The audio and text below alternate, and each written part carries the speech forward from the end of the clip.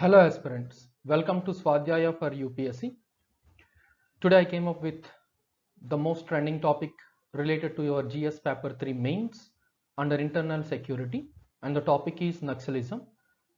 I am going to make this video in two parts, and today in our first part we are going to talk and discuss in a brief about what is Naxalism or left-wing extremism, the philosophical background of Naxalism, history and evolution of Naxalism in India, the spread and growth of Naxalism in India. So these are the four topics which we are going to cover under this part 1, Naxalism, GS paper 3 under internal security. And here comes the first topic, what is Naxalism or left-wing extremism. So you know it very well that this Naxalism has been identified as India's most serious internal security challenge. So in this video, I am trying to make you to understand what Naxalism means and how it has evolved in India.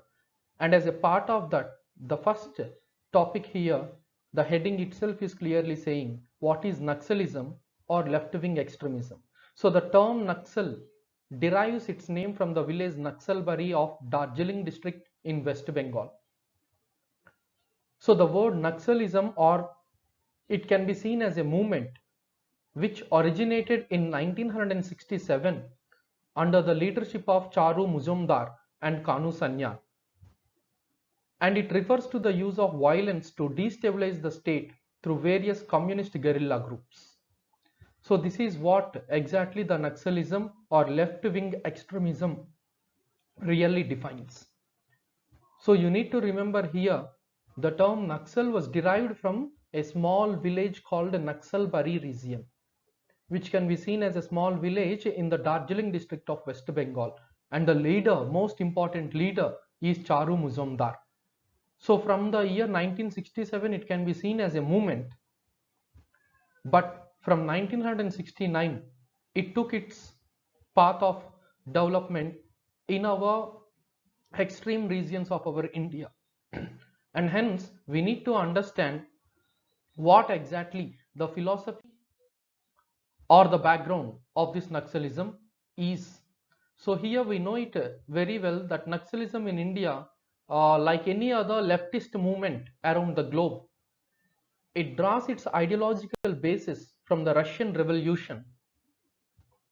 So as a part of Russian Revolution, against to the Tsar community, Lenin is that fellow who successfully fought against this Tsar community through a combination of peasant movement and an armed struggle.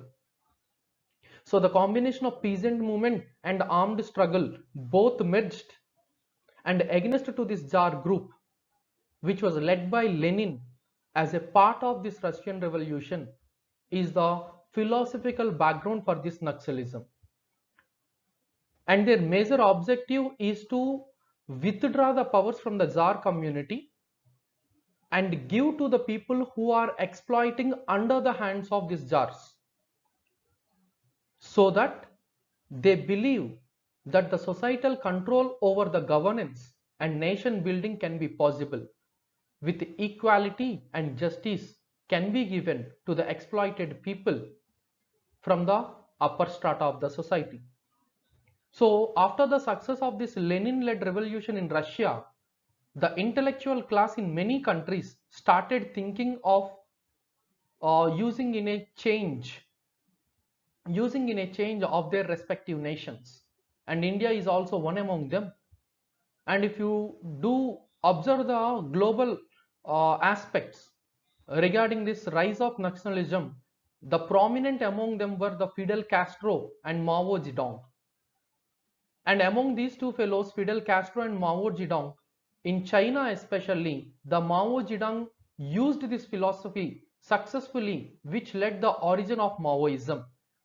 So here you need to remember that this Maoism came into picture. Maoism came into picture because of this Mao Zedong.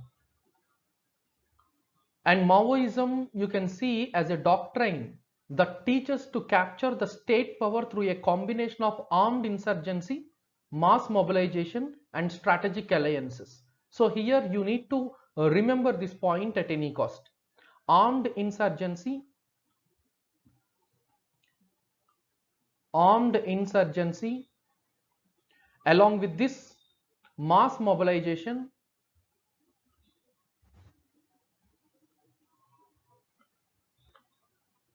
and strategic alliances.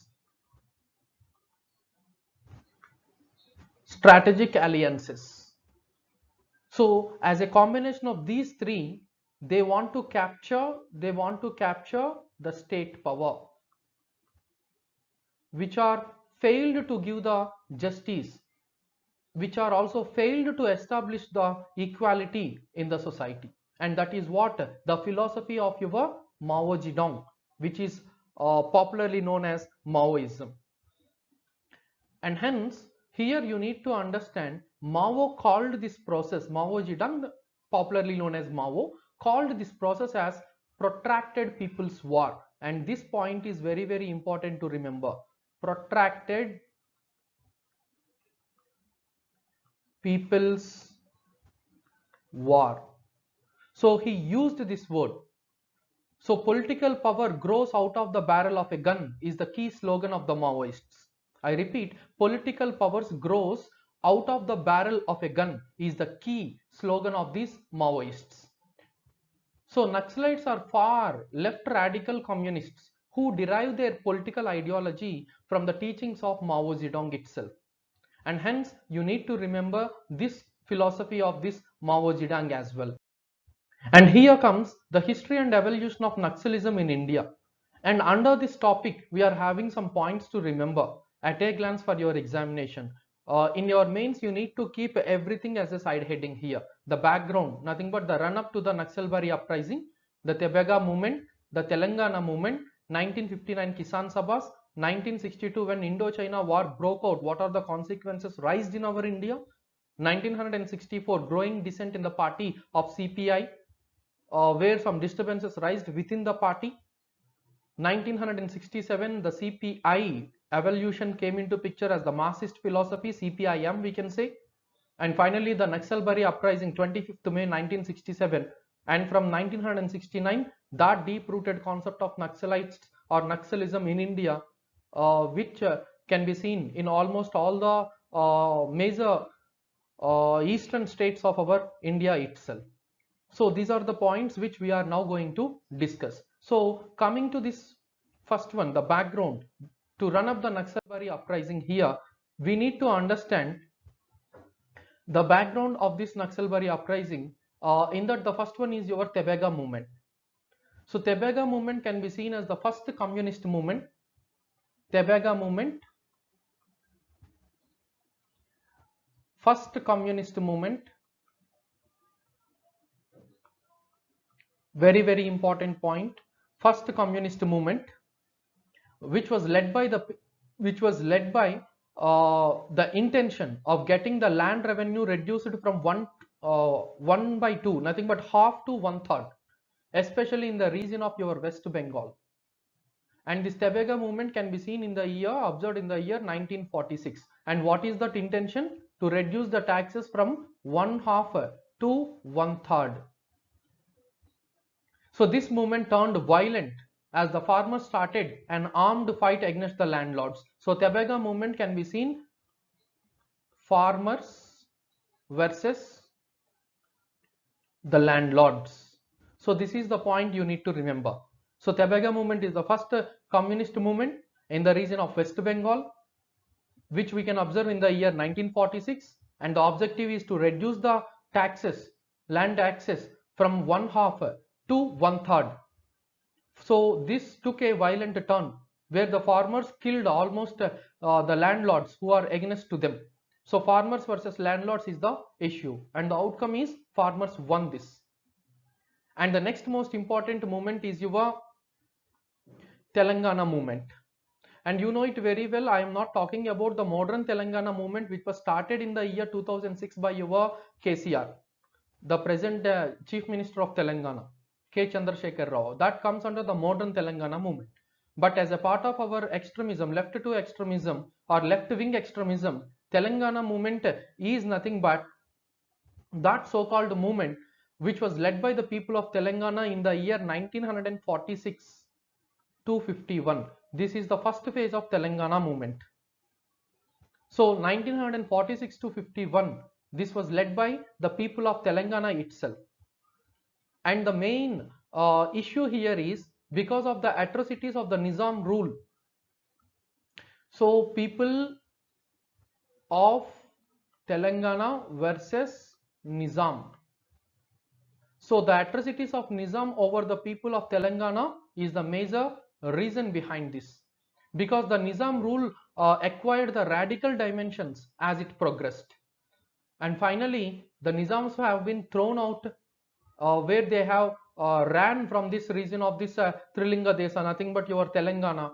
And hence the Telangana movement is one of the most important historical background movement which we need to remember for the rise of this Naxalism in India. And then comes your 1959 Kisan Sabhas. So for the first time in India, in the year 1959, Kisan Sabhas started by CPI, Communist Party of India. So here you need to remember, and it can be seen as an informal peasant movement, and the objective is to get a political solution to the problems faced by the farmers. So the objective is to get the political solution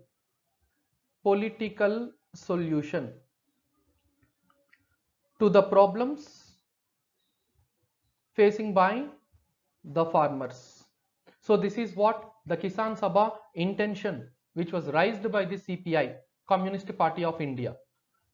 And then comes 1962. See, in 1962, when Indo-China War broke out, majority of CPI leaders viewed it as a struggle of a socialist country against capitalist India, because in the year 1962, when the war between India and China is going on, and you know the result in the year 1964, the result is very clear that India has defeated in the hands of China itself. So that was considered by your CPI people as the most important point to remember. CPI people considered that Indo-China war as the war between the socialist versus capitalist. So India was considered as the capitalistic country, and China is having its roots of communism, nothing but the socialistic philosophies. So CPI people who are also having the same radical philosophical thoughts and beliefs, which is near to the communist aspirations like China. So CPI in India, as a part of our Indian political party, they defined this Indo-China war as the war between the socialists versus the capitalists. So consequently, CPI people supported China's cause. And as these people are supposed to support this China, that too at the time of emergency in the year 1962, almost CPI leaders have been sent to jail. So they have been faced mass arrests. So that is what one of the most trigger point, where we can also see the suppressing movement on the CPI leaders at the time of your Indo-China war. And then comes your 1964. So by the end of your Indo-China war, there was growing dissent in the party for party's diversion within CPI itself towards the democratic state, which was contrary to the communist principle of armed struggle to overthrow the state. So try to understand here, the CPI itself is having some differences within, and these differences led as a result to have two philosophies within that. So within that, one group of people are supporting the democratic state to form, which is against to the philosophy of communism, because communism always seen as a weapon to destroy this power politics, to destroy this democratic politics. And hence these two groups in the year 1964 started to differ among themselves. And as a part of that, which finally led to the split of the party in 1964 and resulted in a new party called Communist Party of India, but with Marxist. So CPIM came into picture. So in which year? 1964, CPIM came into picture.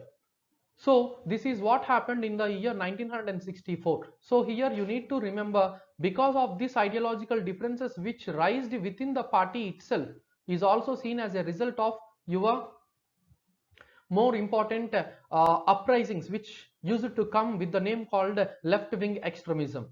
And then finally what happened when this party CPIM, which was formed in the year 1964, and then over a period of 3 years later, means 1967, CPI Marxist participated in the elections, in the polls, and formed a coalition United Front government in West Bengal. So CPIM came and participated in the elections in the year 1967, and they formed the united government, I mean the United Front government in the region of your West Bengal itself. So this leads to the division in the party with young cadres, including the visionary Charu Mazumdar, the accusing CPM of betraying the revolution. So Charu Mazumdar is that fellow who led this total CPIM group, and he was criticized by the CPI rulers because he is against to the ideological philosophies of this original CPI communism.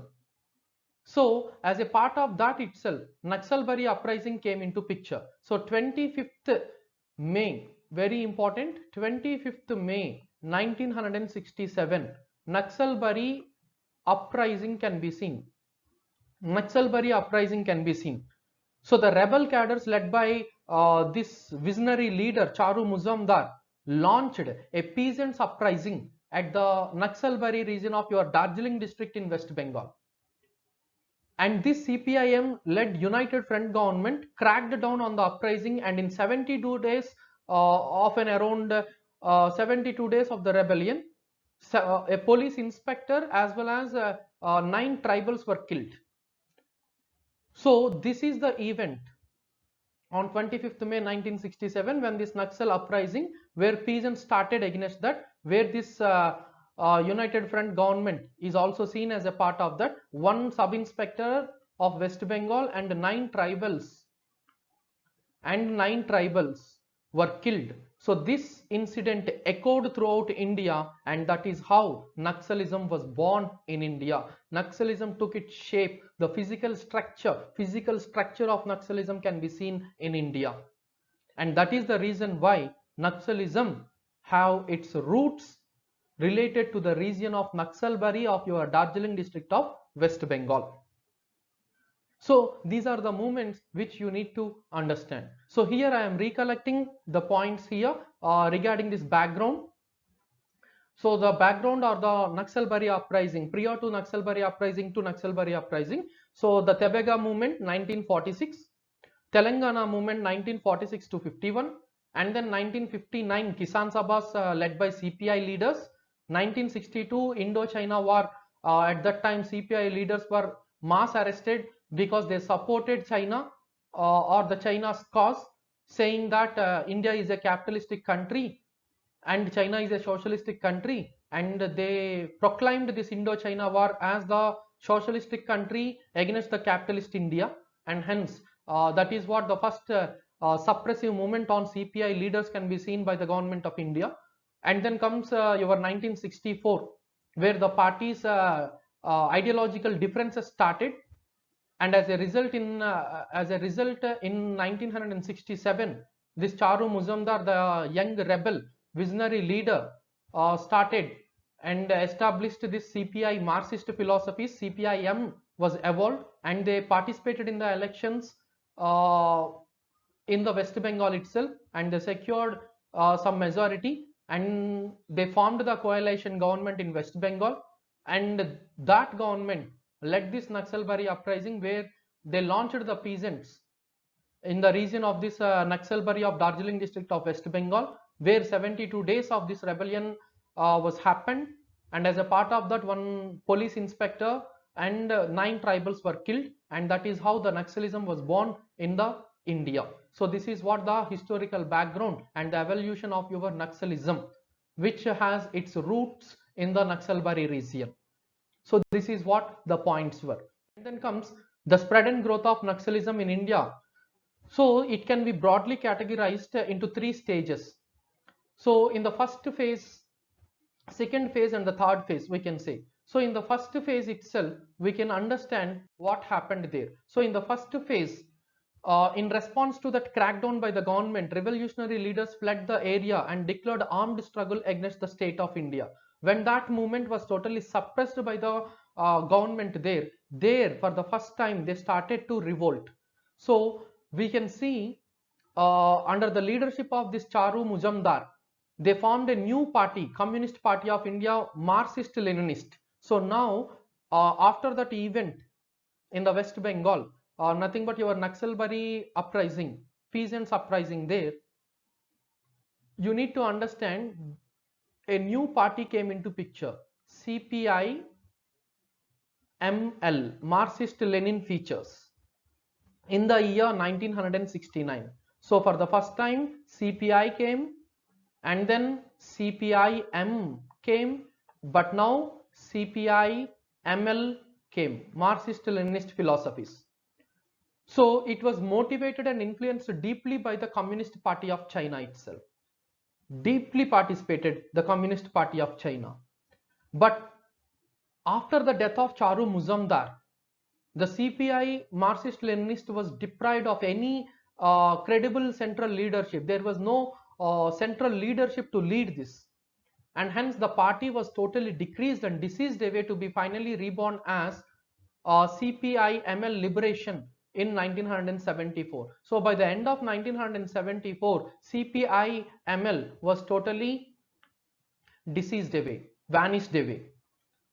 And hence you need to understand in the first phase of Naxalism, CPI to CPM, CPM to CPI-ML came into picture, and hence now we are concentrating on the second phase of this Naxalism.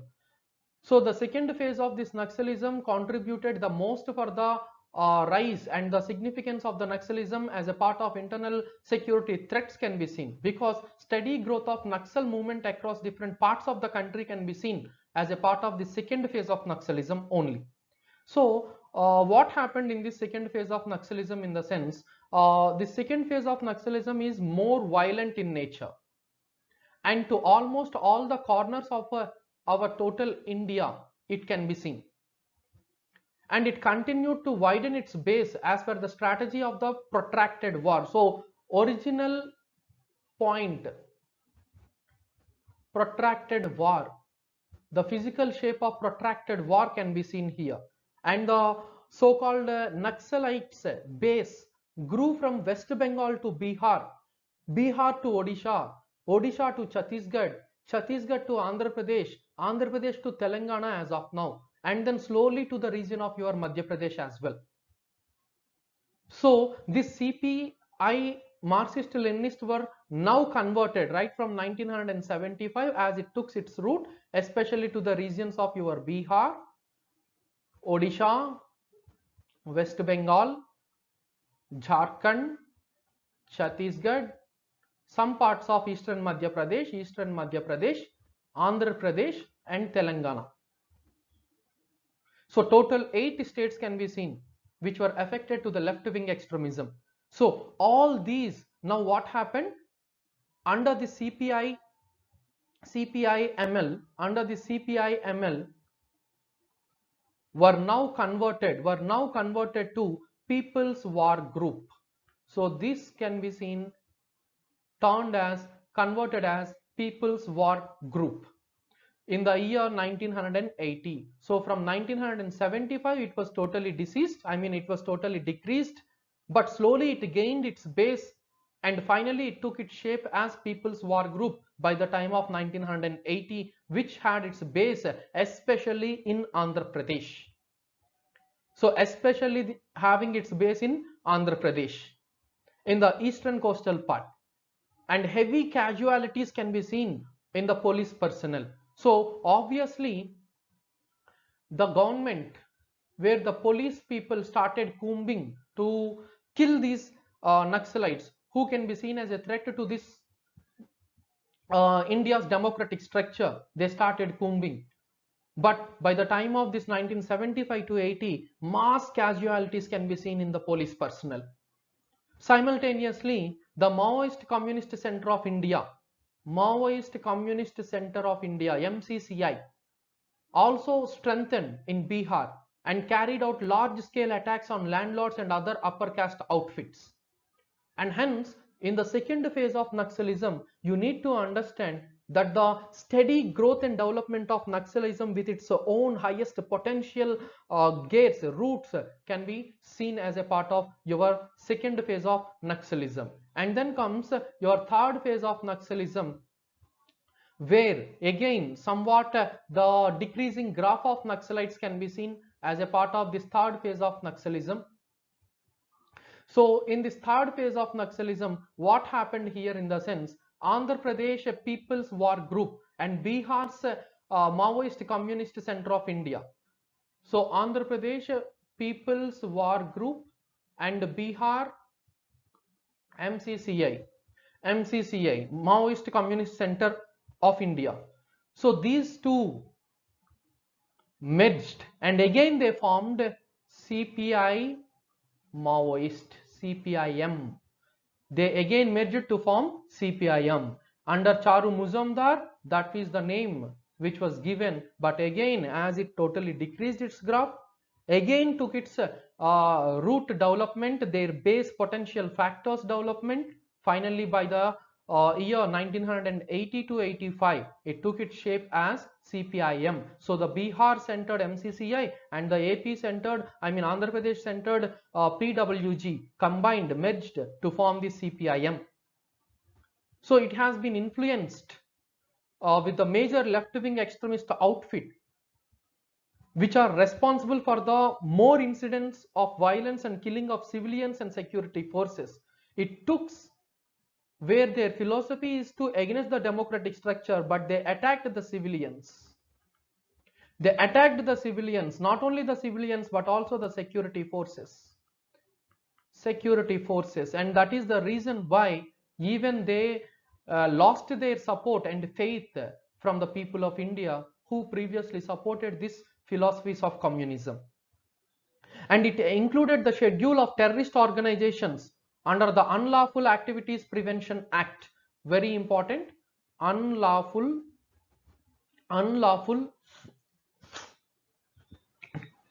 Activities Prevention Act.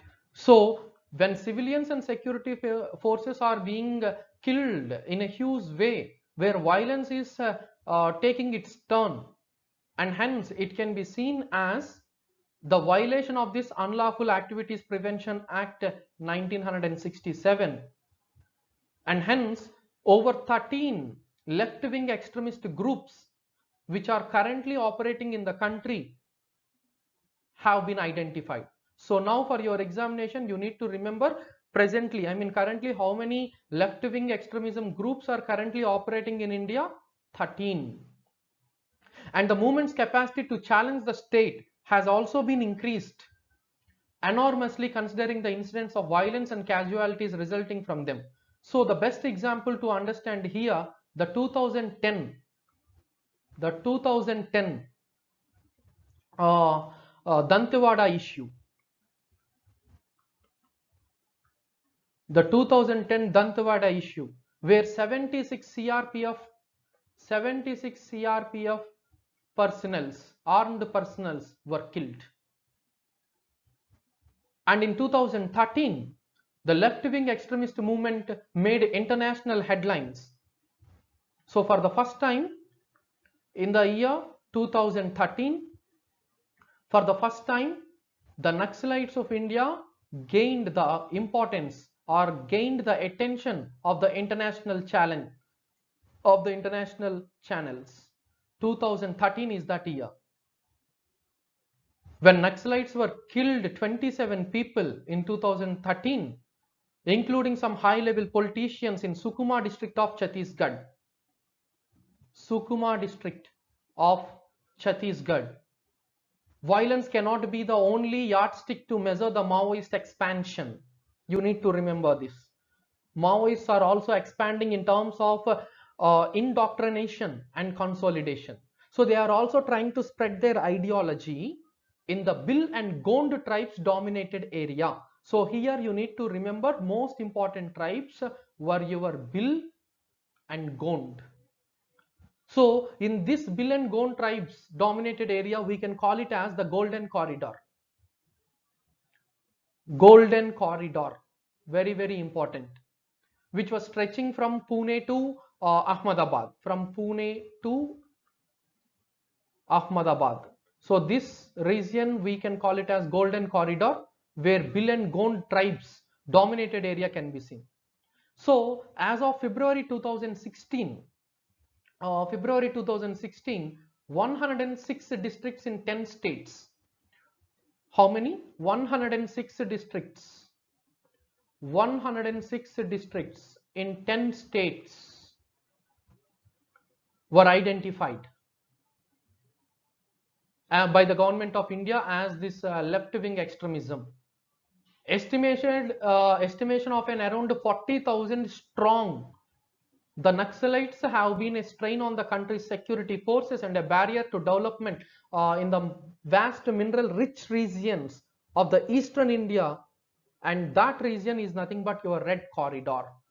So the name given to that region is your Red Corridor. Red Corridor, where the influence of these Naxalites are very, very high. And it has a narrow but a continuous strip passing through Jharkhand, Chhattisgarh and Odisha. So Jharkhand, Chhattisgarh and Odisha. So this, where we can call it as the Dandakaranya. Dandakaranya forest ranges. So in the June 2016, the government of India plans to reduce the number of Maoist affected districts by about a fifth of the total. So this decision can be seen, which was taken on the basis of the district's violence profile. So very, very important, district's violence profile. So based on this, the assessments of the kind of logistic and other support to be provided to the armed Maoist cadres by the sympathizers and over ground workers, and a kind of positive changes brought about the development of work that these districts have seen.